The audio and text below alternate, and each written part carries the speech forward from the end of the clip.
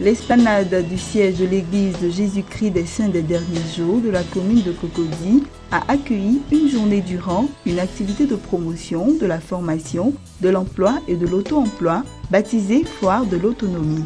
Il s'agit pour cette communauté religieuse d'offrir à ses fidèles en quête d'un mieux-être une plateforme de rencontre entre établissements de formation, cabinets de recrutement, structures de microfinance et la jeunesse. On ne fait pas de longues études parce que c'est une mode. On fait de longues études parce que derrière, il y a quelqu'un qui va s'occuper de nous. Notre nourriture, notre santé et nous entretenir de façon globale. Si je n'ai personne pour m'entretenir, pourquoi faire de longues études? Je ne peux pas réussir parce que ça serait difficile. Deuxièmement, si je dois faire des études courtes, pourquoi je les fais? Parce qu'on constate sur le marché que des gens qui font des formations qualifiantes chôment au même titre que quelqu'un qui est ingénieur. Mais ça veut dire que vous avez choisi parce que c'est simplement court et ça coûte moins cher. Mais vous n'avez pas connu le marché de l'emploi avant d'aller faire votre formation. Nous, on donne la chance à l'enfant de s'affirmer. Vous savez, tous les enfants sont intelligents. Mais c'est une question de motivation. L'enfant est motivé pour telle chose, il n'est pas motivé pour telle chose. Donc comment amener l'enfant à croire à son avenir? Parce que en réalité, c'est son avenir qu'il est en train de préparer. Donc on amène l'enfant à se surpasser, à dépasser ses émotions et à se concentrer sur son objectif qui est de réussir son année scolaire. Chez nous, à Renovator, si vous intégrez notre réseau, vous serez formé sur 1 mois pour avoir tout ce qui est des connaissances dans le secteur de l'immobilier. Et après l'intégration de notre réseau, vous serez très opérationnel.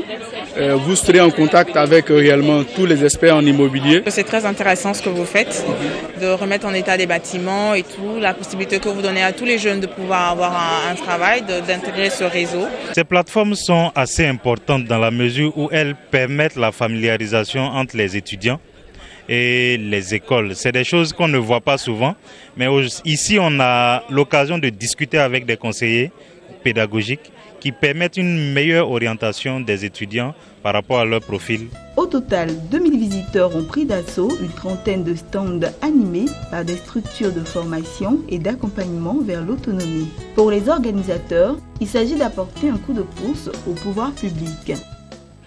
We believe it's much more a religious thing than a government thing even.